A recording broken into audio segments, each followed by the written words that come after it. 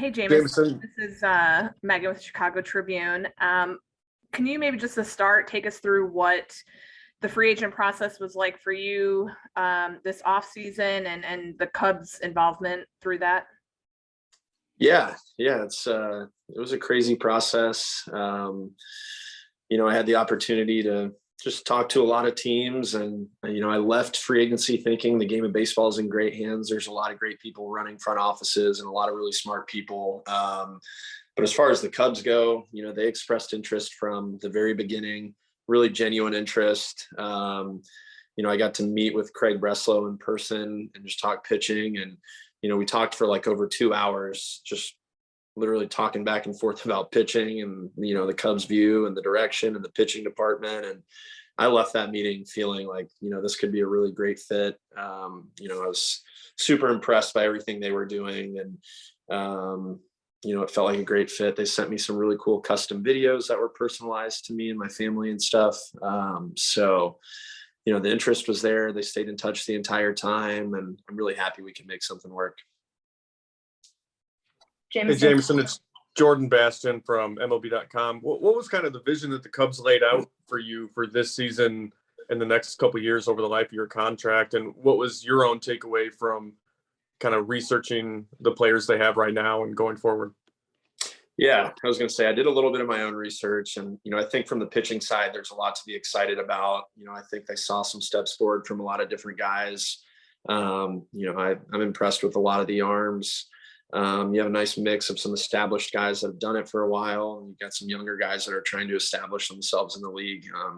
So just some exciting things there. And then from the defensive side, I think they've got some guys that can definitely play solid defense, and obviously, with Bellinger and Dansby coming on board, it seems like they're going to take a big step forward there, even defensively. And with the limit and shifts and stuff, I think that's really important. So that excited me. I've heard really, really great things about working with Yan Gomes from the catching side. We talked about all of that. We talked about the finish to the season and how a lot of guys took steps forward in the second half. And that's something I'm excited to be a part of. Hey, Jameson. Maddie Lee from the Sun-Times. Congrats. Did you speak to Rizzo or Efros or any other players who had, experience here before making your decision? I did, yeah. I talked to Rizzo a little bit. I talked to Efros a pretty good amount. I talked to Trevor Williams, who was only there for half of a season, but I heard some really great things. I heard, specifically, I was asking guys a lot about just the pitching side and the pitching department. I heard great things about Tommy and Moscos, who used to be with the Yankees. I heard really great things about the app that the Cubs have built out, Ivy and all of that. So it seems like a really great fit. And all the feedback I got was like, dude, if you have the opportunity to play there, you really have to take it. And, like Efros and Trevor Williams would text me and be like, are you a Cub yet? It's going to be such a great fit and stuff. Hey, Jameson, just following up on what Jordan asked you. This is Gordon Whitmire with NBC Sports Chicago. When the Cubs laid out their vision for you, there were a couple signings since you came aboard. Did they tell you what was coming? Did they tell you that they were going to get one of those shortstops? And did that matter to you, that, knowing who might be coming and playing behind you? Yeah, I didn't know exactly, what they had their hands in, but they did say that they were looking to spend and improve the team, which is obviously exciting. On any team you're on, you always want to see them try to get better. But even regardless of that, like, I really hit it off with everyone I talked to and heard great things, and I thought it was going to be a great fit regardless. And then now that I've come on board and seen, some of the other signings and stuff, it's definitely really exciting.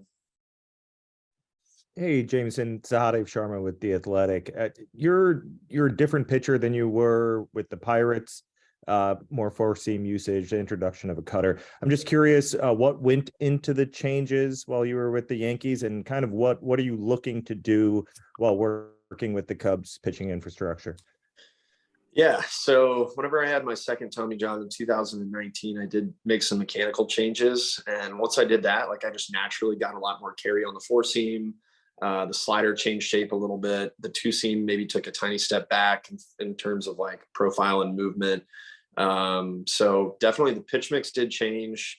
The slider cutter mix kind of started as one pitch blended together that I would manipulate. And then this year I just decided to make them two separate pitches.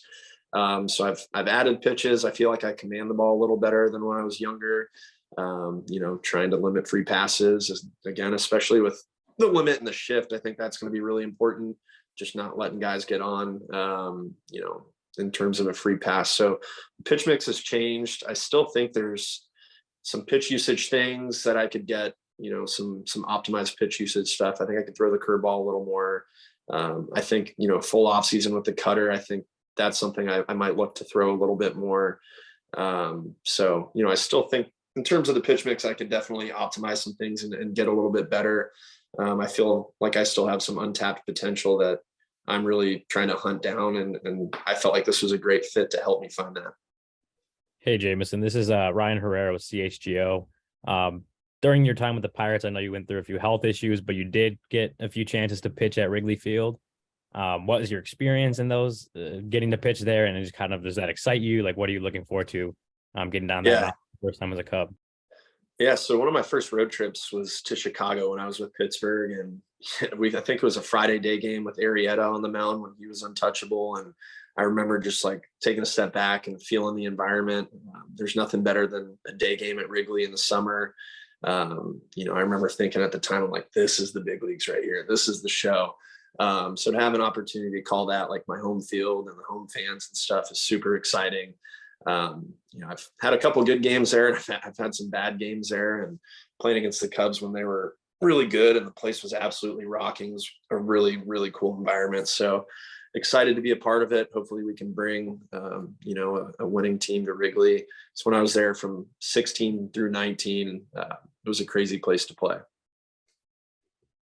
Hey, Jameson, Andy Martinez from Marquee Sports Network. Kind of going back to Sahadu's question on the pitch usage, is that something that you also talked about with Craig Breslow and some of the stuff that you're beginning to figure out what you guys maybe want to do going into the season? Yeah. So he showed me kind of like a slideshow of some things that he would maybe look at. And then, just the other day I had a call with the whole pitching department, analysts, all that. They're building out like a throwing program for me right now. They're taking a look at all my plyo ball throws, and they're extremely thorough, and they're going to come up with a great program for me that I'm really excited about. But we did talk a little bit about the pitch usage stuff, and I think that's something when spring training comes around, we'll probably revisit and talk a little bit more about. But just early on, I think it was like, trust the curveball. That was one of my best performing pitches. Let's throw that. And then from my perspective too, if I could find a way to kind of bag up like my best version of my slider and my best version of my cutter, like how can we limit the variability in those pitches? Like how can we just make my slider the best pitch every single time and not have the shape kind of change from outing to outing and stuff? That's something that I'm really interested in hammering down. But I think just early on, I'll probably look to throw the curveball a little more, the cutter a little bit more, and then just really lock in the pitch shapes. Jameson, Bruce Levine, welcome to Chicago. Congratulations. I'm wondering, after watching Verlander come back from Tommy John and, be as superlative as he has, and you being able to throw a lot of innings, where you feel you're at arm strength wise and ability wise after the Tommy John and throwing a lot of innings this year. Yeah. I mean, what he did was incredible. He's kind of a unicorn, but I feel great. I feel healthy. I feel like after I had my second elbow surgery, it kind of gave me a new lease on baseball and my career. And I took the opportunity to find out what I was doing wrong and find out why I was getting hurt.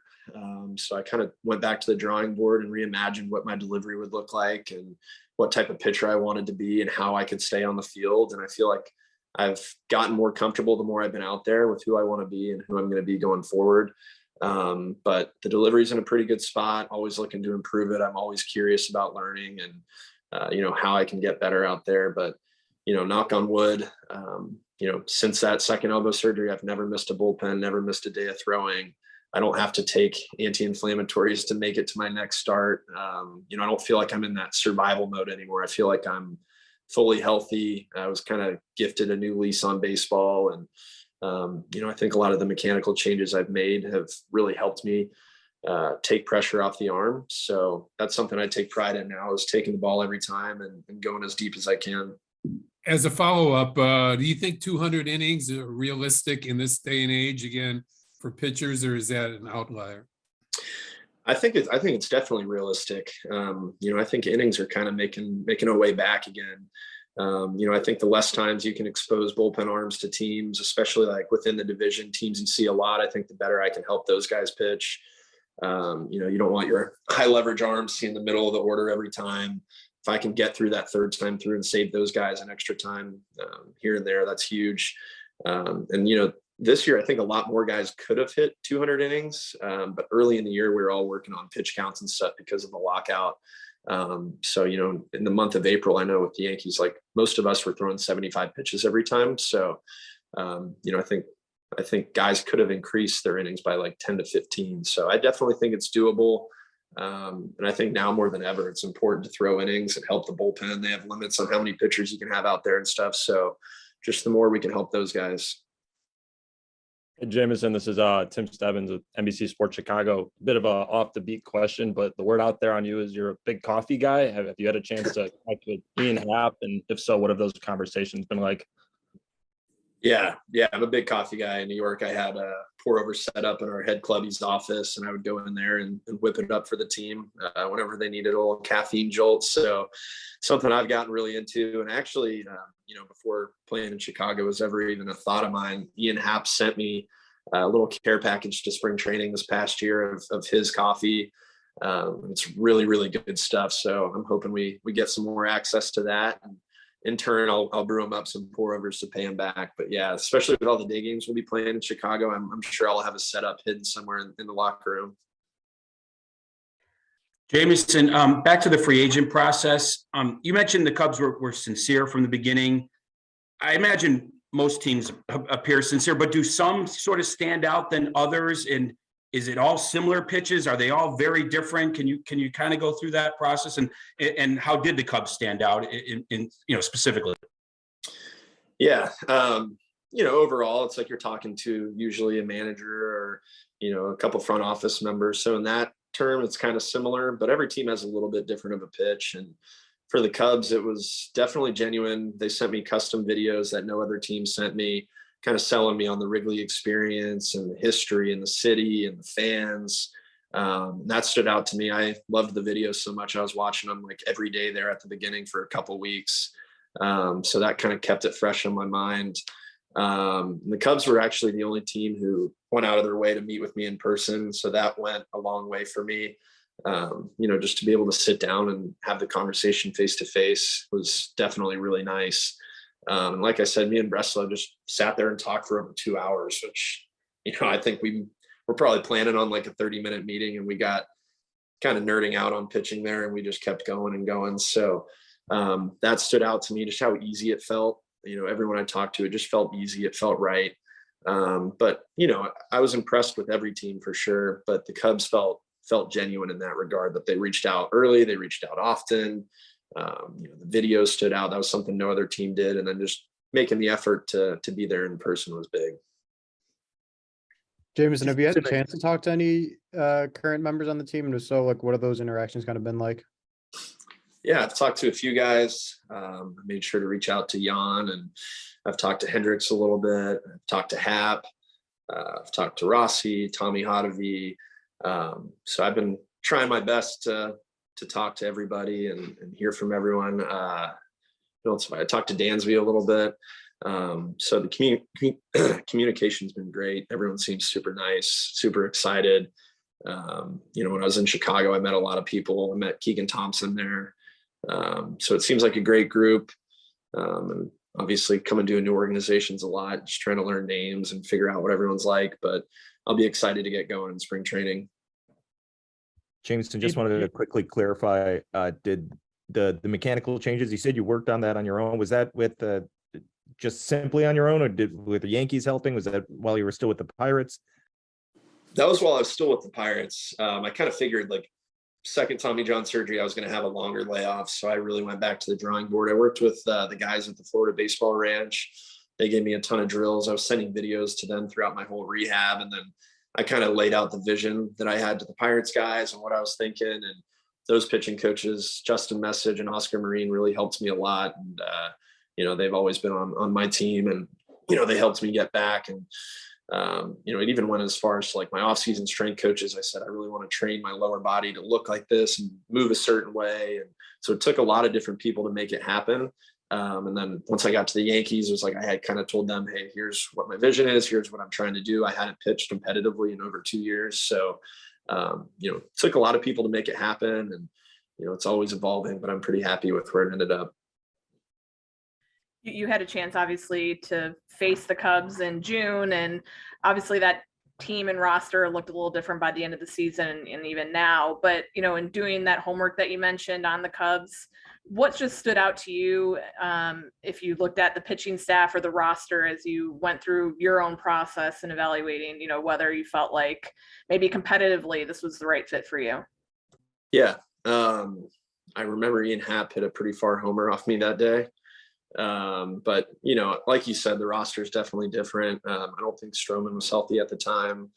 I don't think Hendricks pitched. So the roster has changed, but, yeah, I mean, I'm excited about a lot of the arms. I'm excited about pitching with Keegan Thompson and Justin Steele, some guys that maybe the rest of the league might not know quite yet, or that's not like a household name, but I think, they really established themselves there in the second half. I got to meet Bellinger when I was in Chicago doing my physical, really excited to have him behind me. I think it's a solid roster. And I think, from the Cubs point of view, I think it's a division that if you pour into the right guys and create the right roster, the division should be, I don't want to say up for grabs. We have to go out there and prove it, but it's a division that's gettable. So, I'm happy that they're adding to it. And I think it's a group that can make some noise. A Yankee official said that when I asked about you when they were talking, your name came up, said, terrific guy, great teammate, outstanding for the Cubs, will make them better. Talk about being a teammate and hearing that, how essential that is for you. Yeah, so that's something I'm really excited about coming over to the Cubs too, is that they do have some young guys who are establishing themselves in the big leagues. I like kind of just playing the leadership role. I like talking to young guys. I like watching guys throw bullpens. I like helping guys prepare for their starts. I love talking mechanics. I'm always in the weight room nerding out on pitching or lifting or, watching guys throw their plyo balls. That's something I'm really excited about. Maybe take young guys out to dinner, maybe just in spring training, go out of my way to watch guys throw their live BPs and stuff. So, there's a lot of ways to make a team better on the field, but there's also a lot of ways off the field to help guys. And, that's something I take pride in. I think I probably learned that as I was unfortunately a rehab guy there for a while. It's like, I'm making this money to be a big league baseball player. I can't affect the team on the field. What can I do off the field? Can I help guys with their scouting reports? Can I be vocal in pitchers meetings? Can I communicate with them in between innings in the dugout? So it's just something as a professional, you kind of learn over time how to interact. And I'm really excited to join a team that's got some young guys that I can hopefully help if they ever need anything, or just, be their number one fan and root for them. But really excited to just pour into the team and the club. Was your meeting at Wrigley with the Cubs? It was actually in New York where I was living at the time. So yeah, I got to go to Wrigley for my physical process and see all the facilities and stuff, but they came to me in New York. Hey, Jameson, this is Patrick Mooney for The Athletic. I was curious, you were talking about your first impressions of Wrigley back in 2016, like the addition of someone like Dansby Swanson, like how does that accelerate a process towards getting back to where the Cubs were several years ago? Yeah. I mean, he's a really good player. He had a great season. From everything I've heard off the field, in the clubhouse, in the locker room, he's going to make people better.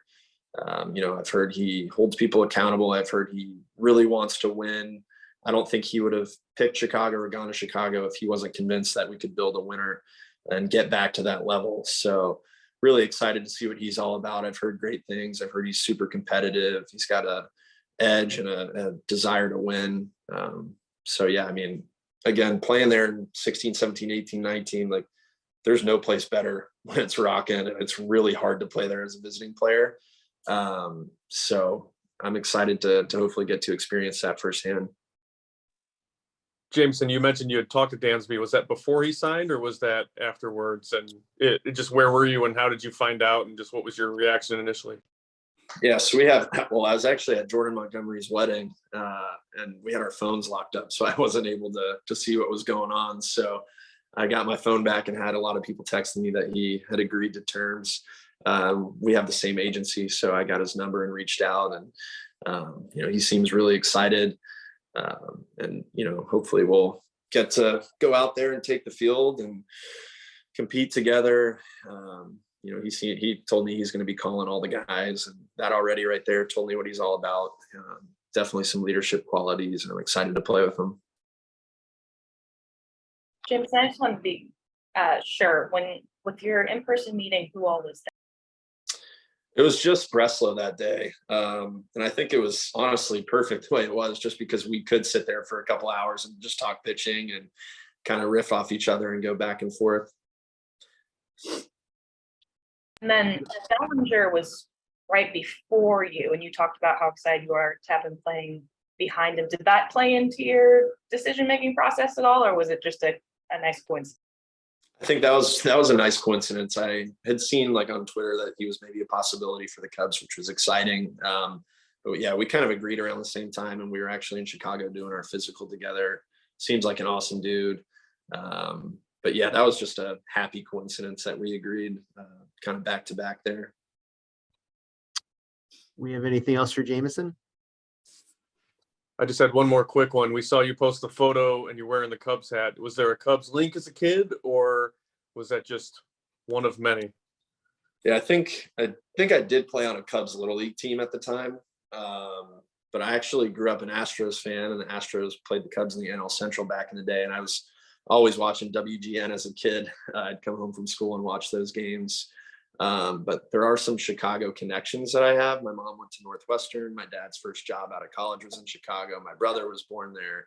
My girlfriend lived in Barrington for 4 years. So a lot of connections, a lot of people that are really excited to see me go there.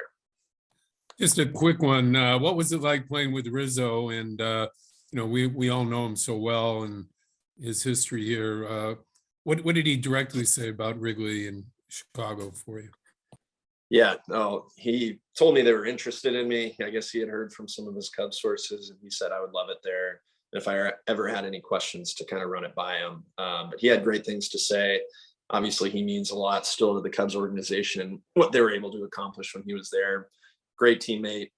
I loved having him play behind me as a first baseman. Every time I'd make a good pitch, he would have words of encouragement on the field, which not many other big league guys do. He'd just give me that a baby, which I really came to love every time I got that feedback. But yeah, plays hard, shows up, prepares the right way. Really enjoyed getting to share the field with him. He actually, maybe don't look it up, but he probably has the best career numbers against me of any hitter. So I was happy to have him on my team. We have anything else for Jameson? All right. Well, thank you, Jameson. I really appreciate it. Thanks for your time. Thanks, everyone. Nice to meet everybody. Looking forward to seeing you all in person. You